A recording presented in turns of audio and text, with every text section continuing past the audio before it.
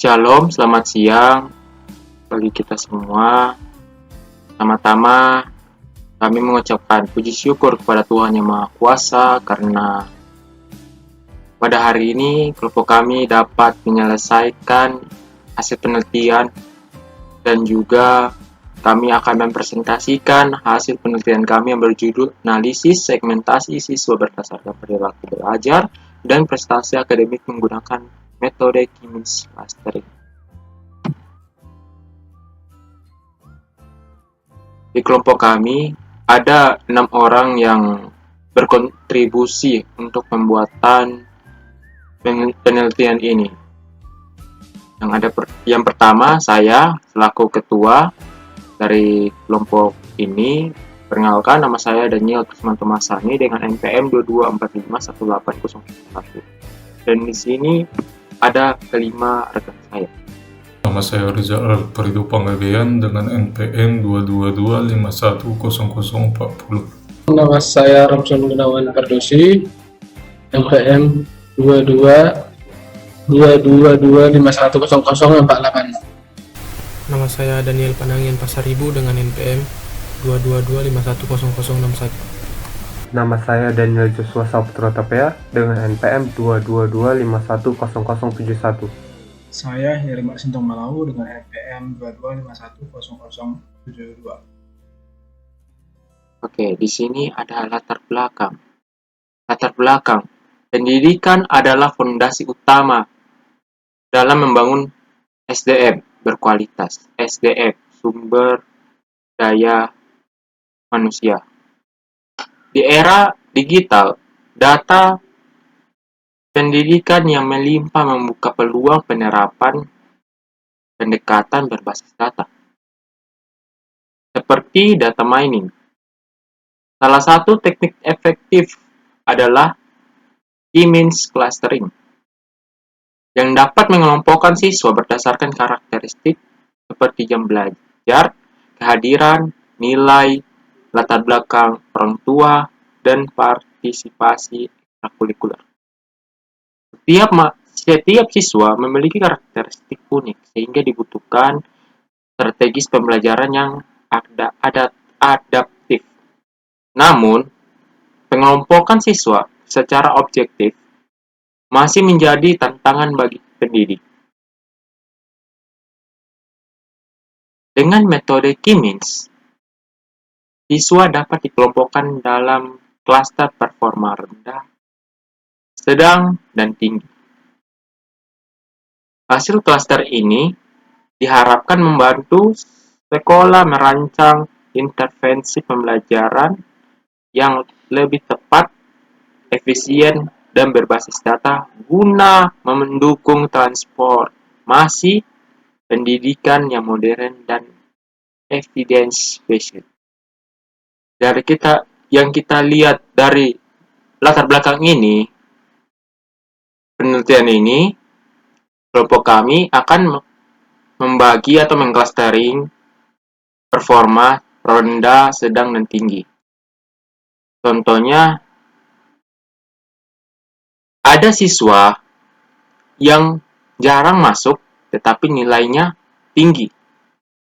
Ada yang siswa yang dia rajin belajar tapi nilainya rendah. Dan ada siswa yang rajin belajar nilainya tinggi ataupun sebaliknya.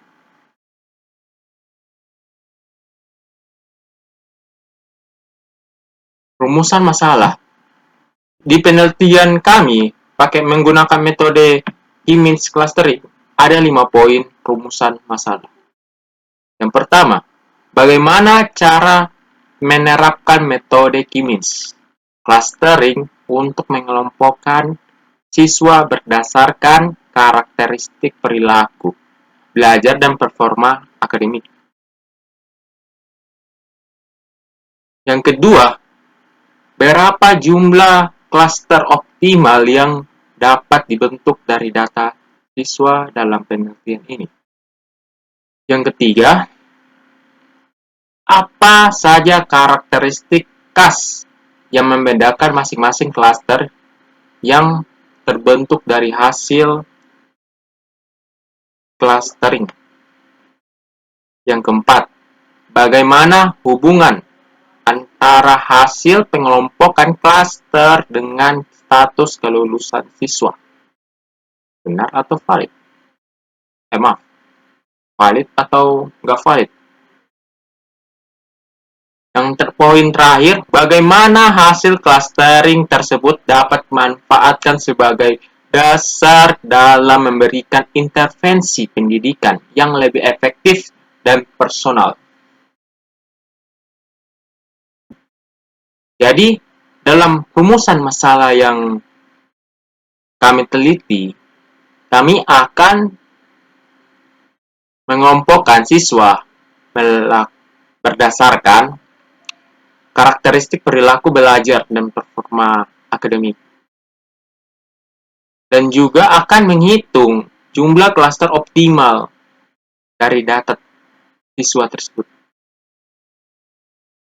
Dan juga bagaimana hasil clustering yang kami teliti dapat dimanfaatkan sebagai dasar dalam memberikan intervensi pendidikan yang lebih efektif, nyata, dan personal. Tujuan penelitian. Penelitian ini bertujuan untuk menerapkan metode Cummins clustering pada data performa siswa guna mengelompokkan siswa berdasarkan karakteristik perilaku dari belajar mereka, latar belakang sosial, dan hasil akademik mereka. Yang kedua, menentukan jumlah klaster yang optimal dari hasil pengelompokan data siswa yang mencerminkan segmentasi siswa dalam kategori rendah, sedang, dan tinggi. Yang ketiga, mengidentifikasi karakteristik khas dari setiap klaster yang terbentuk, seperti perbedaan dalam hal jam belajar, tingkat kehadiran, nilai ujian, akses terhadap internet, serta latar belakang pendidikan dari orang tua siswa. Yang keempat, menganalisis hubungan antara hasil clustering dan status kelulusan siswa, pass or fail, untuk mengevaluasi apakah segmentasi tersebut relevan dalam memprediksi performa akademik siswa. Yang kelima, memberikan dasar analitis bagi guru dan pihak sekolah untuk merancang strategi pembelajaran yang lebih tepat sasaran berdasarkan dari profil mahasiswa dalam masing-masing karakter.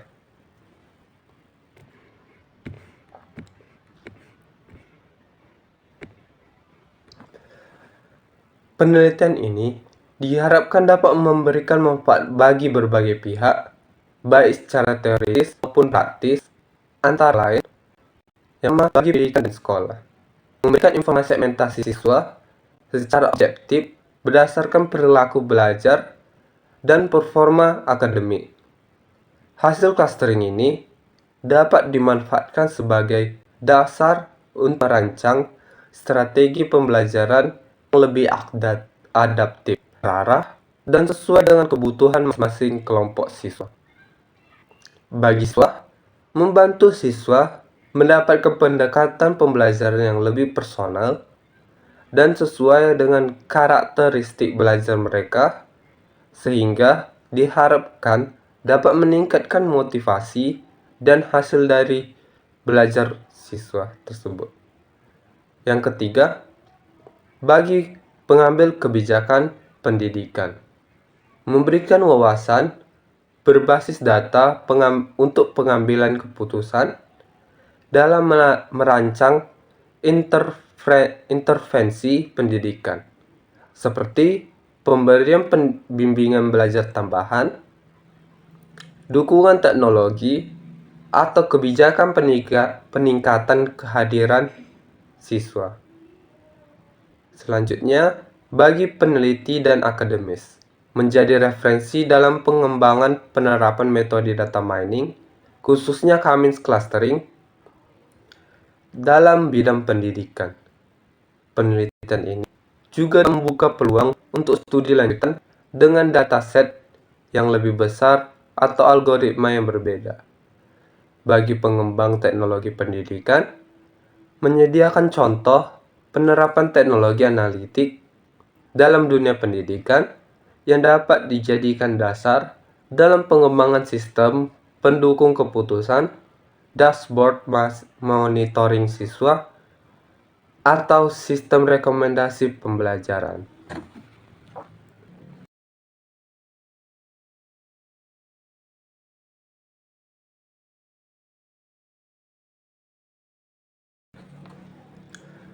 Selanjutnya, pengertian dari Cummins clustering.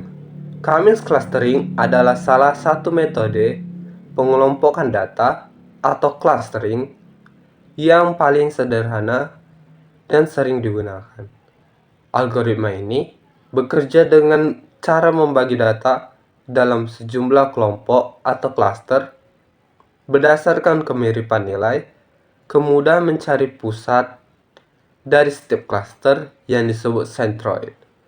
Pusat ini dimulai dengan menentukan jumlah cluster atau nilai K, lalu algoritma akan mengelompokkan data sedemikian rupa agar setiap data berada di dekat pusat cluster yang paling sesuai.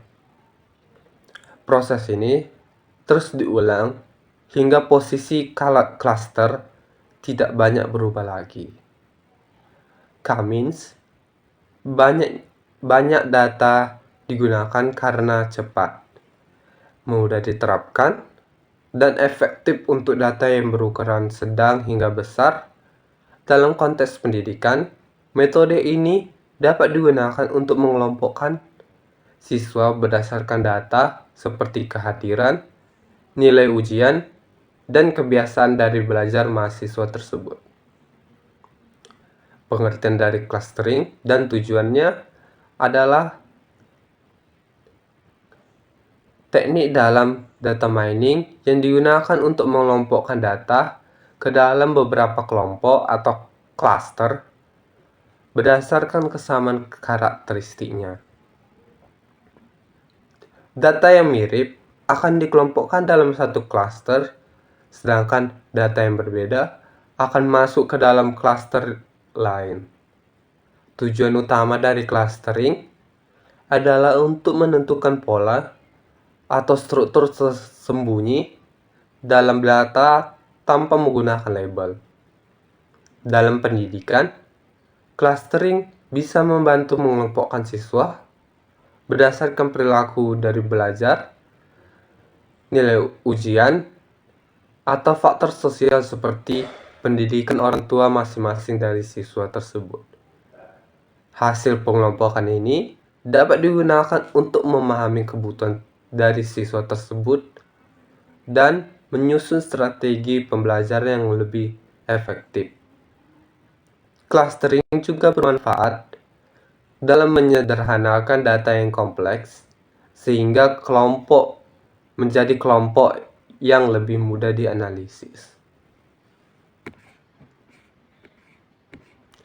Selanjutnya, studi terdahulu yang kami ambil yang relevan dengan penelitian ini, beberapa penelitian sebelumnya telah membuktikan bahwa Cummins clustering efektif digunakan dalam dunia pendidikan untuk mengelompokkan siswa berdasarkan data akademik dan perilaku belajar mereka masing-masing. Yang pertama, Priyatma, Sajid, dan Haldivani tahun 2019 menerapkan Cummins untuk menganalisis pola belajar dari masing-masing mahasiswa berdasarkan nilai dan kehadirannya. Hasilnya, mahasiswa dapat diklasifikasikan ke dalam kelompok-kelompok tertentu seperti aktif, sedang, dan kurang aktif, sehingga memudahkan dosen memberi bimbingan yang sesuai kepada mahasiswa tersebut. Yang kedua, dari peneliti lain oleh Putra tahun 2020 menggunakan Kamins untuk mengelompokkan siswa berdasarkan nilai dari akademik mereka dan dari latar belakang sosial masing-masing mahasiswa. Penelitian ini berhasil menunjukkan bahwa pengelompokan siswa bisa menjadi dasar untuk personalisis pembelajaran mahasiswa. Studi-studi tersebut menunjukkan bahwa Kamins bukan hanya membantu menemukan pola dalam data, tetapi juga berguna dalam mendukung proses pengambilan keputusan di lingkungan pendidikan untuk menjamin pendidikan tersebut agar berguna bagi mahasiswa. Dataset dan fitur. Penelitian ini menggunakan dataset berjudul Student Performance Dataset yang berisi data akademik dan karakteristik sosial siswa. Dataset ini mencakup informasi penting seperti kebiasaan belajar, kehadiran nilai ujian, dan latar belakang keluarga dengan total 708 data siswa yang dianalisis. Adapun fitur utama yang digunakan dalam proses clustering adalah 1. Gender, studi Horus Perek, 3. AT rate, 4. Sex score, 5. Parental education level, 6. Internet access at home, 7.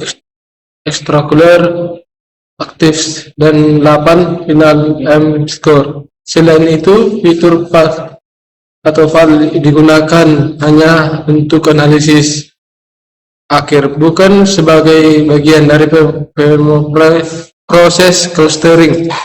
Fitur-fitur ini dipilih karena mencerminkan faktor yang mempengaruhi prestasi baik dari sisi akademik maupun belajar. Selain itu, fitur file ini digunakan untuk analisis akhir untuk sebagai bagian dari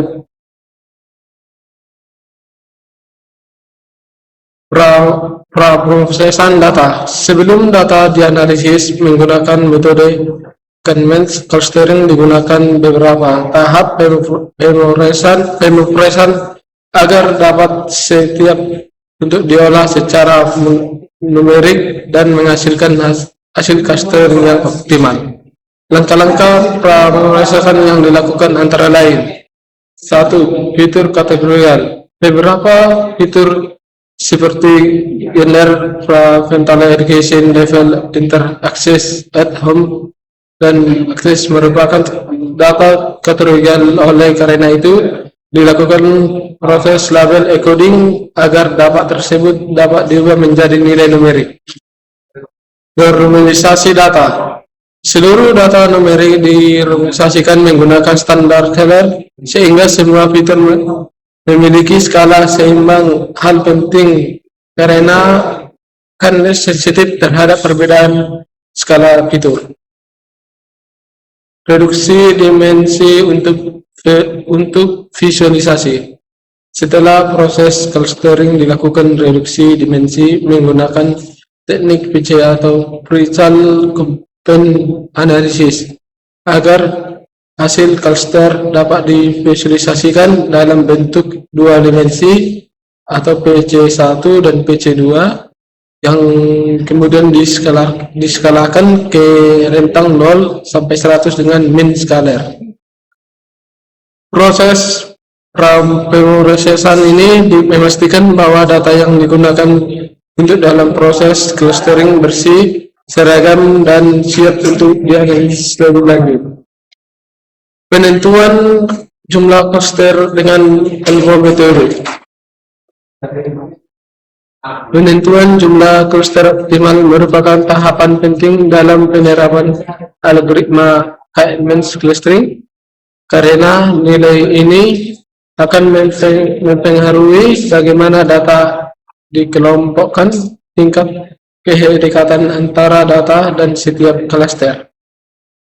Pada penelitian jumlah cluster dilakukan menggunakan metode ELBO metode untuk merupakan teknik evaluasi stasi yang memanfaatkan hubungan antara jumlah cluster K dengan nilai inertia atau sum of errors. Langkah-langkah pelaksanaan sebagai berikut. 1. Pemrosesan data atau dataset. Dataset student performance dataset CF telah dilakukan proses. 1. Pengkodean variabel kategorial menggunakan label extruder, normalisasi data menggunakan standar scalar sehingga setiap fitur memiliki rata-rata 0 dan deviasi standar 1. Variasi jumlah cluster. Proses convenience dijalankan secara iteratif dengan variasi jumlah cluster kita mulai dari 1 hingga sampai 10. Perhitungan inertia atau SSE. Pada iterasi K, algoritma menghitung nilai inertia yang dirumuskan sebagai berikut. C buka kurung K sama dengan K alfa I sama dengan 1 XI sama dengan C1 X1 kurang UI1 sama dengan pangkat 2 dengan K sama dengan jumlah clustering vektor data J centroid KJ KI C1 himpunan anggota clustering KI. 4. Visualisasi grafik Elbow metode.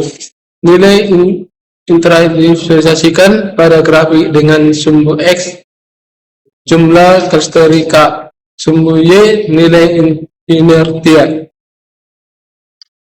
Grafik ini menunjukkan titik siku elbow point yaitu K saat penurunan inertia mulai melambatkan optimal. Berdasarkan hasil grafik ditetapkan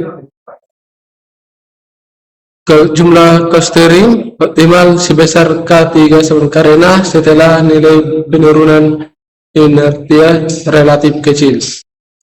Proses clustering. Setelah data dipersiapkan, proses pengelompokan siswa dilakukan menggunakan algoritma convenience clustering.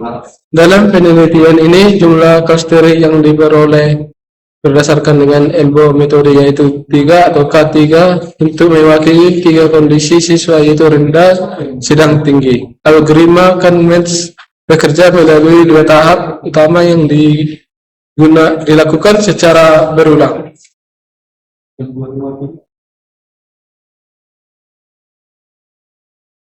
Satu, algoritma akan bekerja melalui 2 utama secara berulang yaitu 1. Pengelompokan berdasarkan jarak centroid. Setiap data dihitung jaraknya setiap posisi cluster centroid menggunakan rumus jarak E equal Z. D X dan U sama dengan alpha. E X K sama dengan 1, XKI sama dengan UKJKI sepangkat 2. Keterangan XI adalah data KI, UI adalah centroid master KJI, dengan N adalah fitur 2 memperbaharui posisi centroid. Setelah data dikelompokkan centroid baru dihitung dengan mengambil rata-rata dari semua data setiap cluster. UIJ sama dengan 1 per C sama dengan I, X sama dengan Z sama dengan alpha C1, di mana CJ adalah cluster KJ, CJ adalah jumlah data dalam cluster tersebut. Proses data tersebut diulang hingga proses centroid stabil atau jumlah iterasi maksimum tercapai. Pada implementasi program algoritma convenience dijalankan dengan fungsi convenience and clustering 3 dipustakakan skidler lalu diterapkan pada data yang telah dinormalisasikan hasil dari clustering, kemudian dipetakan menjadi 3 kondisi. Clustering 0 sama dengan kondisi rendah, clustering 1 kondisi tinggi, clustering 2 kondisi tinggi. Hasil pengelompokan selanjutnya ini divisualisasikan menggunakan teknik PCA untuk mendapatkan gambaran simetris dalam tiap clustering. Nah, selanjutnya implementasi program, di mana kami menggunakan metode Cummins clustering. Dalam metode penelitian ini menggunakan juga yang namanya bahasa pemrograman, yaitu Python, pada platform Google Colab. Merupakan uraian bagian penting yang kami gunakan pada berikut. Yang pertama ada import pustaka.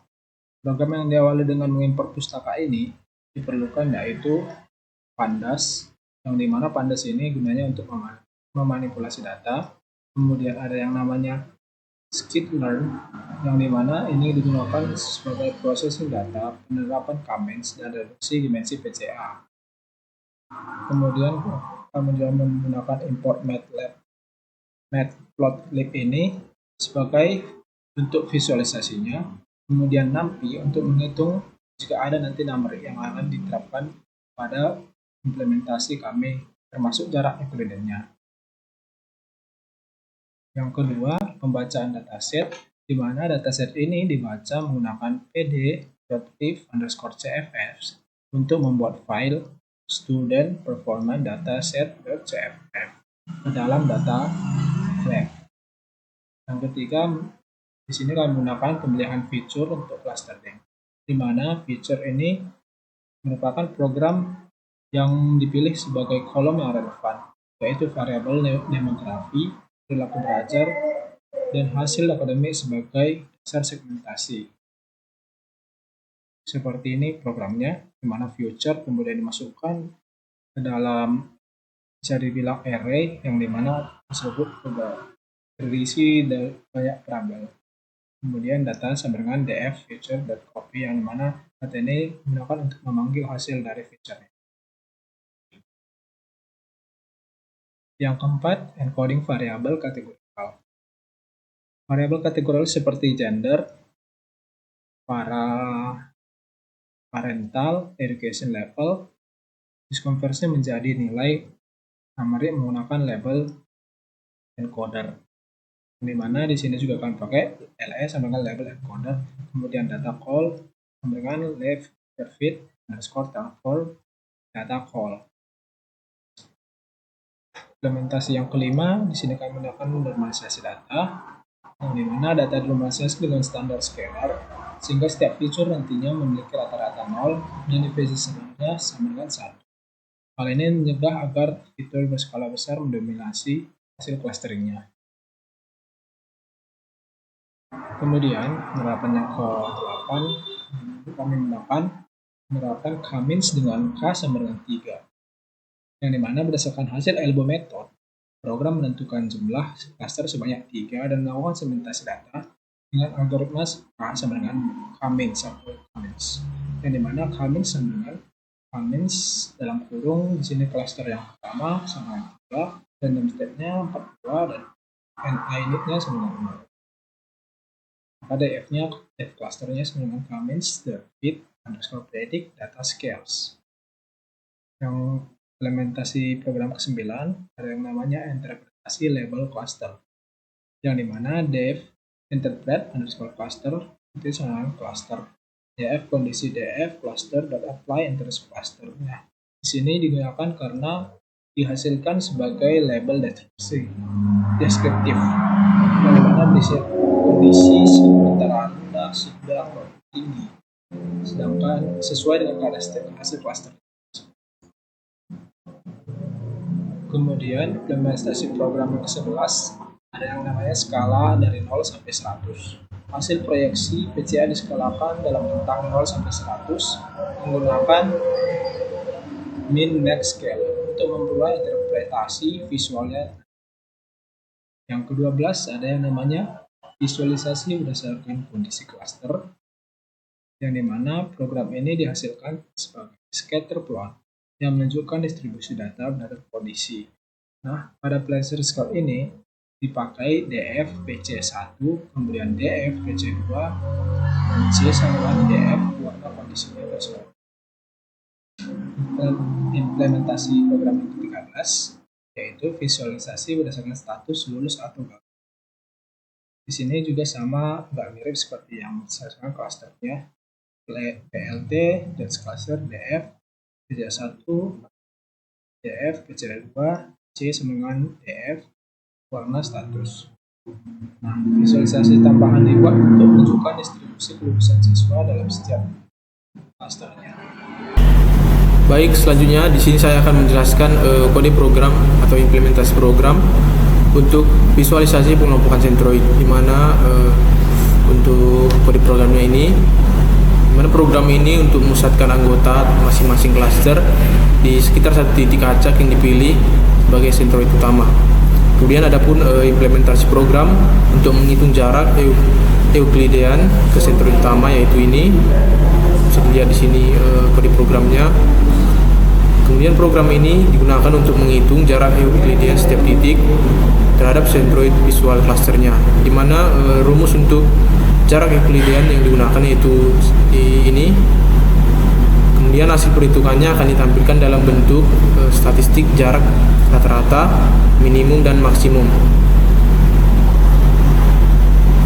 Baik, selanjutnya di sini saya akan mencoba memperagakan penggunaan kode program yang kami gunakan untuk data yang kami punya, dan di sini saya akan run.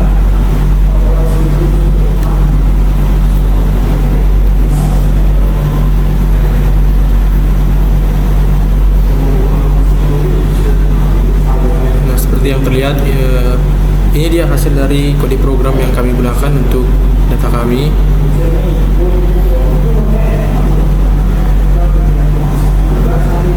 Ini untuk datanya dan hasil dari kode program yang sudah saya masukkan tadi.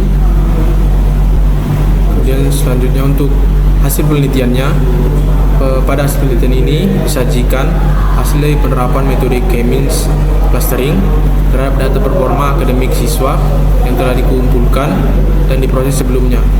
Kemudian hasil penelitian ini diperoleh melalui beberapa tahapan yang dimulai dari pra pemrosesan data, proses clustering, hingga visualisasi serta analisis status kelulusan siswa berdasarkan klaster yang terbentuk. Kemudian tujuan dari analisis ini yaitu untuk mengidentifikasi pola-pola yang muncul dari pengelompokan siswa berdasarkan perilaku belajar, latar belakang sosial, dan performa akademik mereka.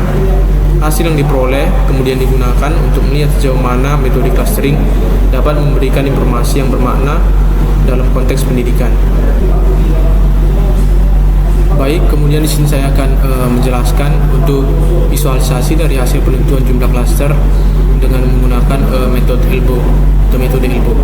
Kemudian untuk penentuan dari jumlah klaster optimal yang kami lakukan dengan menggunakan metode ELBO method, di mana proses ini untuk menghitung nilai dari inertia atau sum of squared error atau SSE pada variasi jumlah klaster dari K sama dengan 1 hingga K sama dengan 10. Kemudian grafik ini ditunjukkan bahwa penurunan nilai dari inertia yang signifikan hingga K sama dengan 3, sehingga kemudian penurunan menjadi lebih landai pada jumlah klaster yang berikutnya. Hal ini menunjukkan bahwa titik atau siku atau elbow dari data berada pada K sama dengan 3. Kemudian dapat disimpulkan bahwa berdasarkan pola tersebut, jumlah klaster yang digunakan dalam penelitian ini ditetapkan sebanyak 3 klaster, atau yang paling optimal itu sebanyak 3 klaster. Adapun untuk pemilihan dan nilai ini diharapkan dapat menghasilkan segmentasi data siswa yang lebih optimal dalam tahap analisis yang berikutnya. Kemudian sini saya akan menunjukkan bagian dari kode program untuk penentuan jumlah klaster menggunakan metode ELBO ini.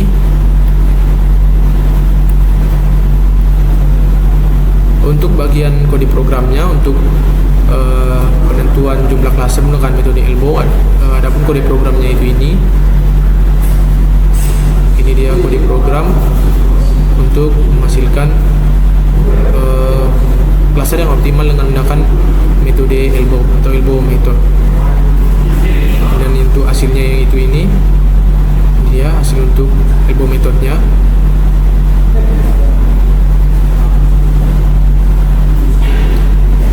Kemudian lanjut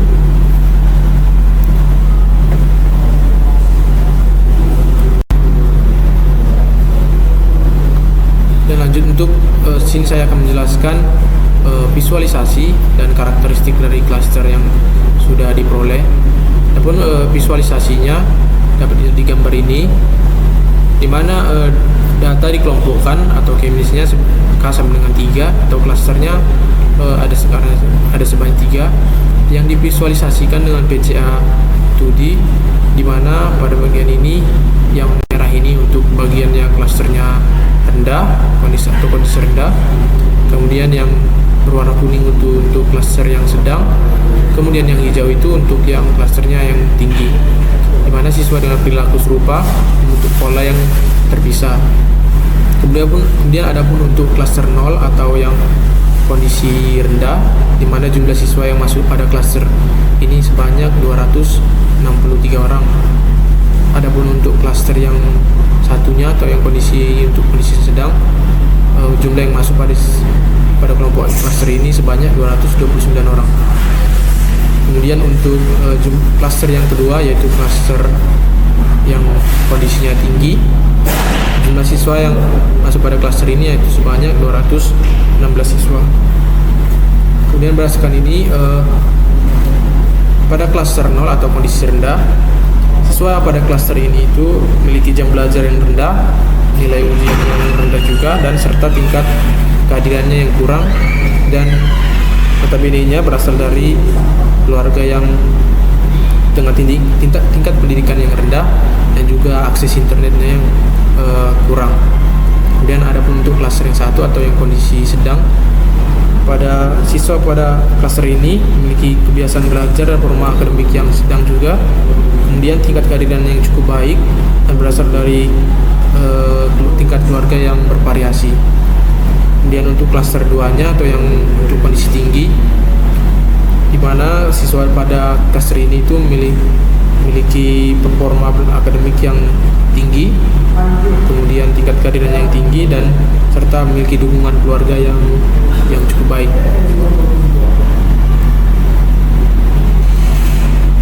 Kemudian selanjutnya sini saya akan menjelaskan untuk visualisasi untuk status lulus atau gagalnya siswa serta untuk analisis dari kelulusannya.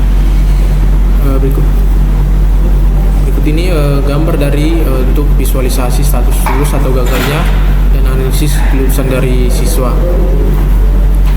Pada analisis yang kami lakukan untuk melihat hubungan antara hasil clustering dan status kelulusan siswa, di mana lulus atau gagalnya siswa tersebut.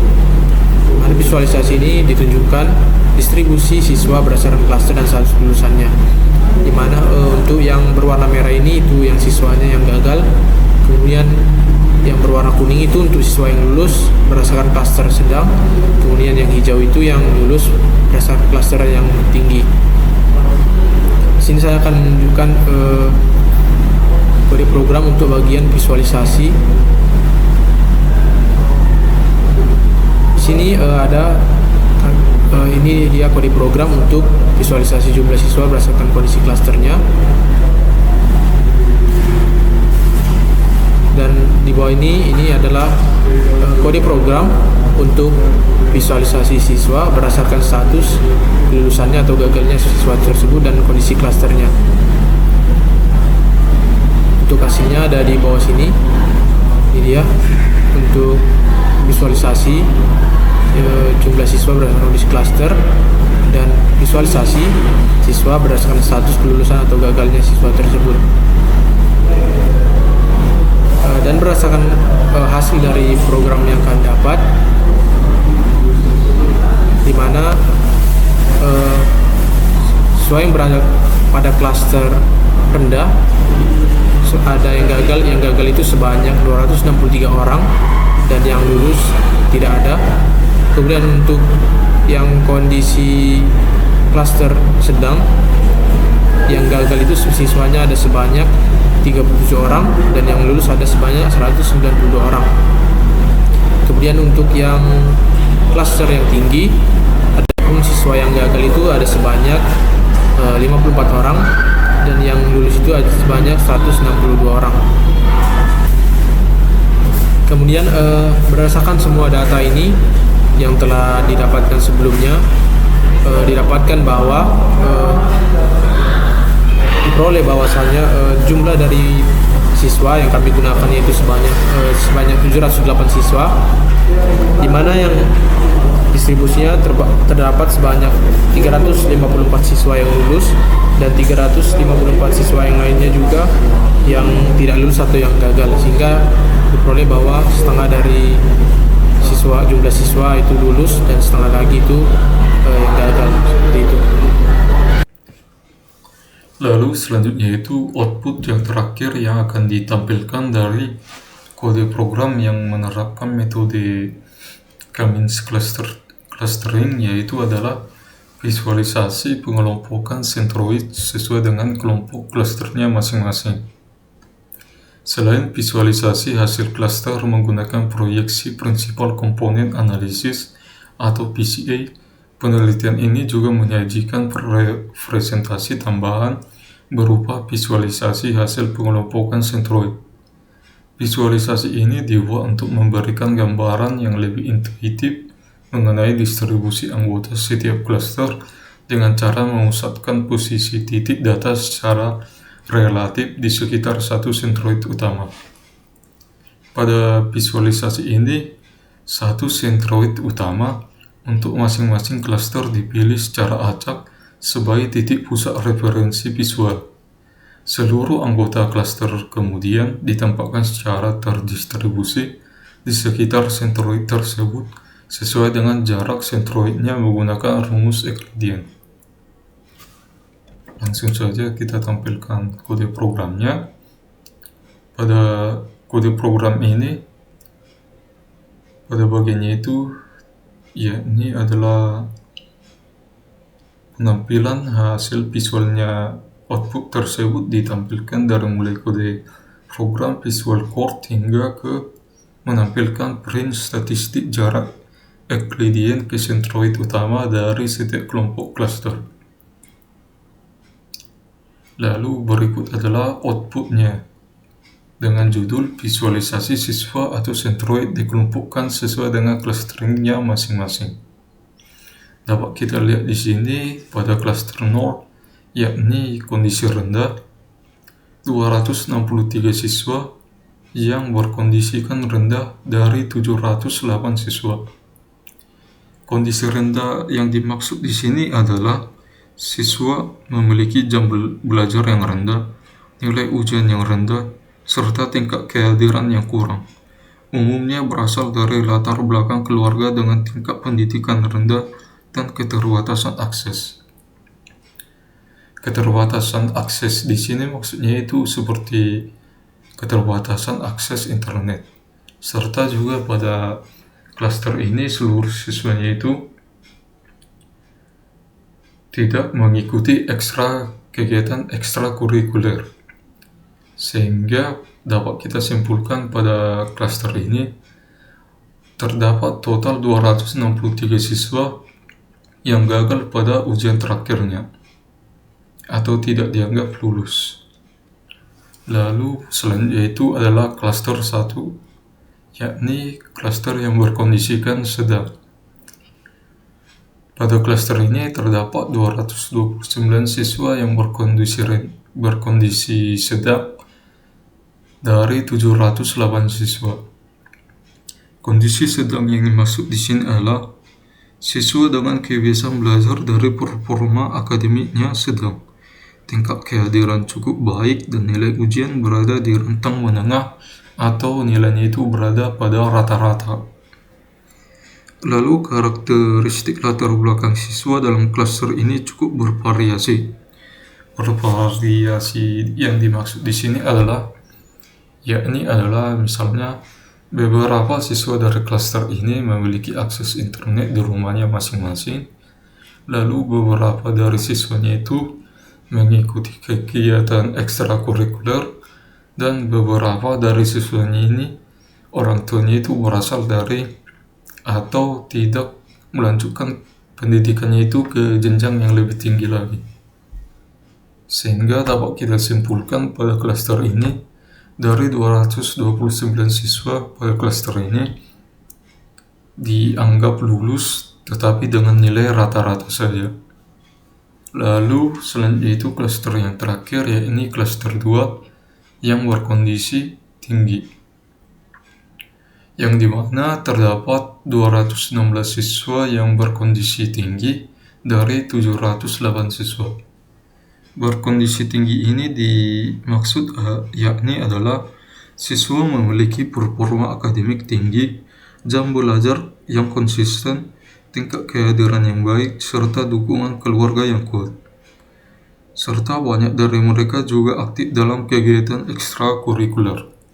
Sehingga dapat kita simpulkan pada klaster ini, seluruh siswa, yakni 216 siswa pada klaster ini, lulus dengan nilai di atas rata-rata.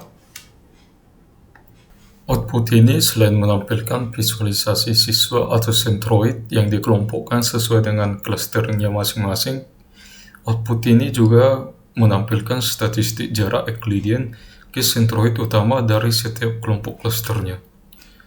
Dapat kita lihat pada visualisasi ini, setiap sentroid utama itu dihitung jarak Euclidean-nya ke sentroidnya masing-masing sesuai dengan kelompok klasternya itu masing-masing.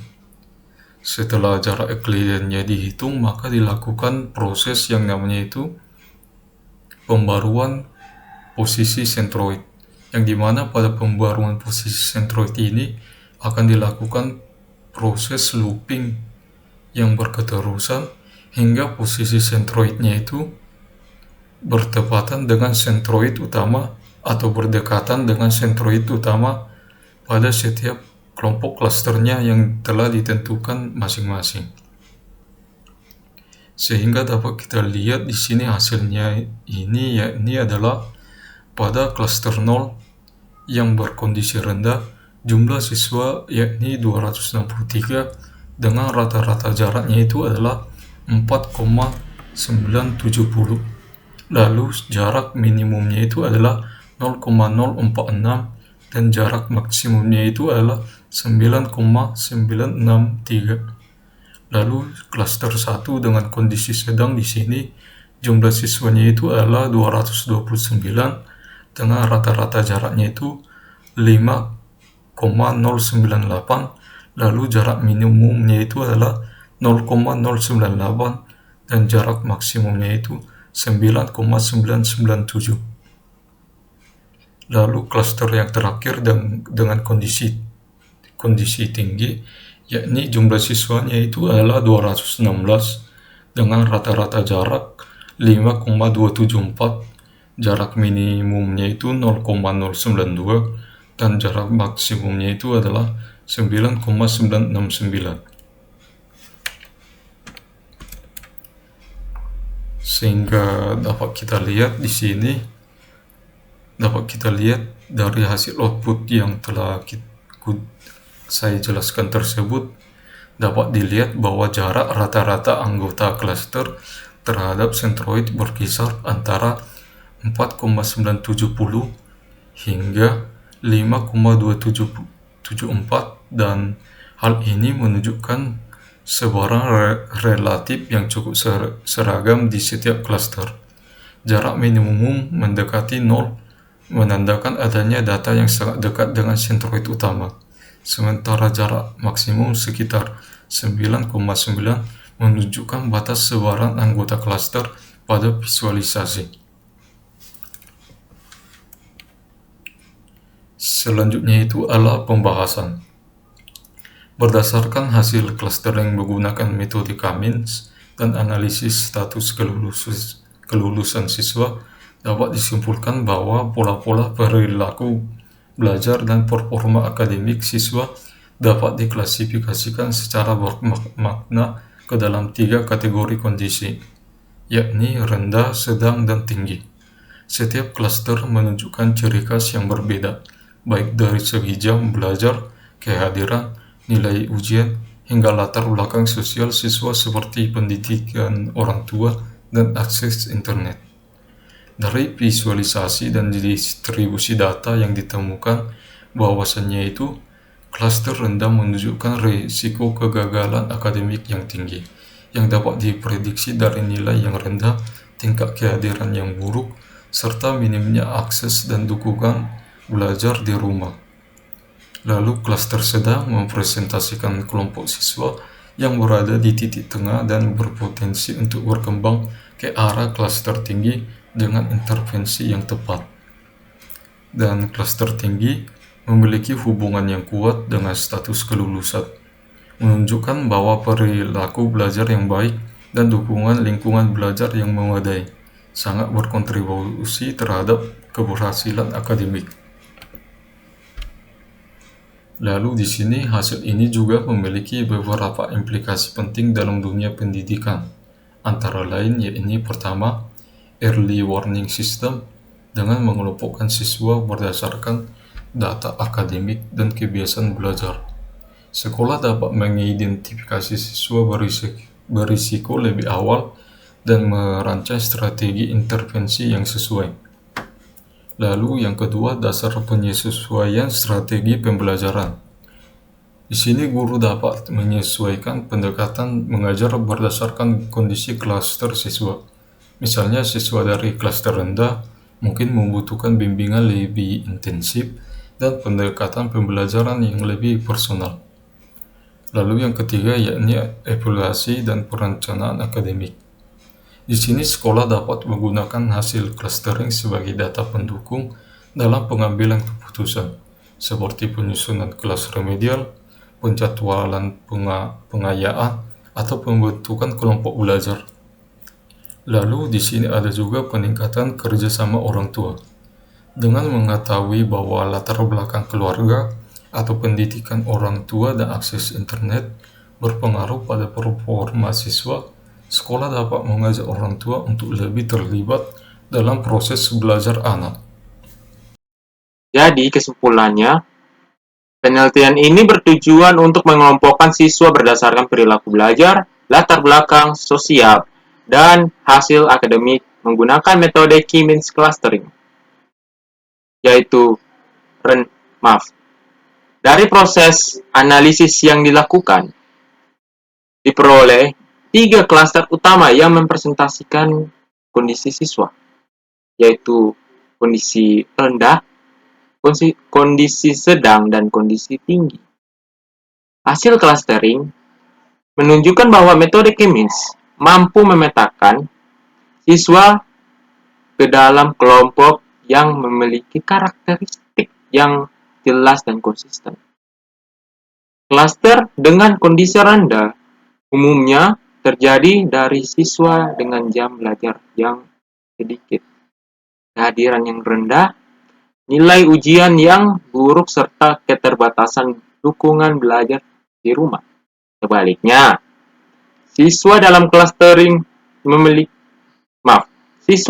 dalam clustering tinggi memiliki performa akademik yang unggul didukung oleh kehadiran yang baik, kebiasaan belajar yang positif, serta dukungan dari lingkungan keluarga dan akses belajar yang memadai.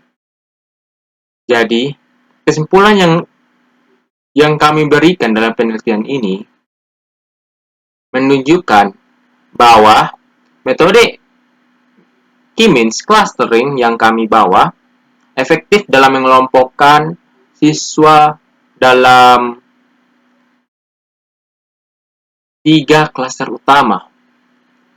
Yang pertama rendah, yang kedua sedang, yang ketiga tinggi. Berdasarkan perilaku belajar, latar belakang sosial, dan hasil akademik. Contohnya, clustering rendah berisi siswa dengan jam belajar minim, nilai buruk, kehadiran yang rendah, dan dukungan belajar yang kurang di rumah. Klaster tinggi terdiri dari siswa dengan prestasi baik rajin hadir, punya kebiasaan belajar positif, dan dukungan keluarga yang baik. Visualisasi hasil clustering melalui PCA menunjukkan sebaran yang cukup terpisah antar klaster, yang semakin menguatkan bahwa perbedaan antar kelompok siswa memang nyata. Selain itu, analisis lebih lanjut terhadap status kelulusan siswa memperlihatkan bahwa klaster rendah memiliki proporsi siswa gagal yang jauh lebih tinggi dibandingkan klaster lainnya. Sedangkan klaster tinggi tidak hanya valid secara teknis, tetapi juga bermakna secara akademik. Oleh karena itu, dapat disimpulkan bahwa metode key means clustering sangat efektif dalam memetakan profil akademik siswa dan memiliki potensi sebagai alat bantu dalam proses pengambilan keputusan di lingkungan pendidikan. Jadi yang saya sampaikan dari hasil visualisasi PCA menunjukkan bahwa 3 clustering terpisah dengan jelas yang membuktikan bahwa pola perbedaan antar siswa nyata dan signifikan. Juga bisa dilihat dari status kelulusan mendukung hasil klaster, di mana klaster rendah banyak yang gagal, sedangkan klaster tinggi hampir semua lulus. Ini menunjukkan bahwa metode key means tidak hanya tepat secara teknis, tetapi juga bermakna secara akademik.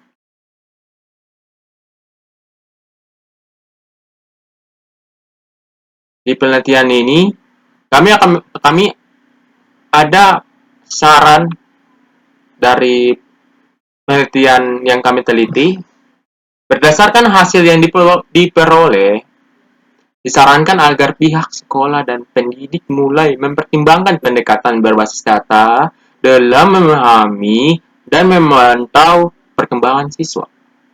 Hasil clustering dapat digunakan sebagai dasar untuk melakukan segmentasi siswa, sehingga strategi pembelajaran, bimbingan, dan intervensi akademik dapat dilakukan secara lebih tepat sasaran.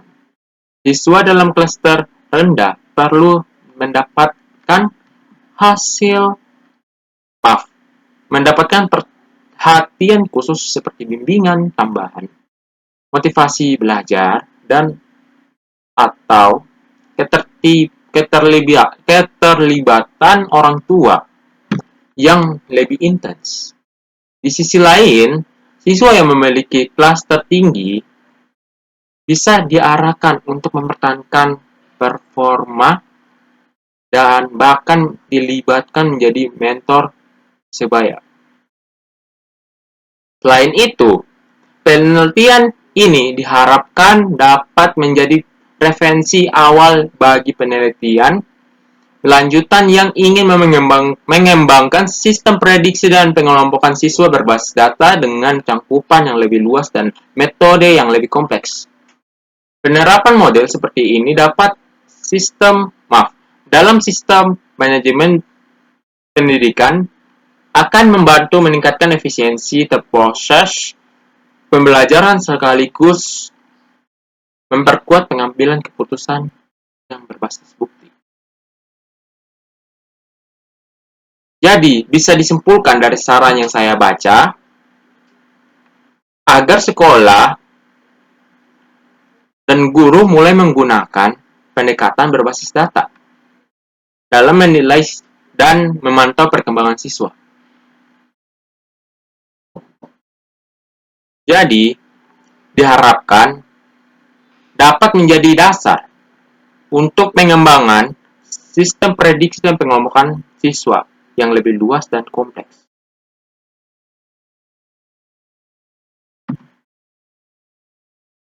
Di sini ada daftar pustaka. Bisa dari penelitian kami ambil dari jurnal-jurnal, dari data-data untuk membuat penelitian ini.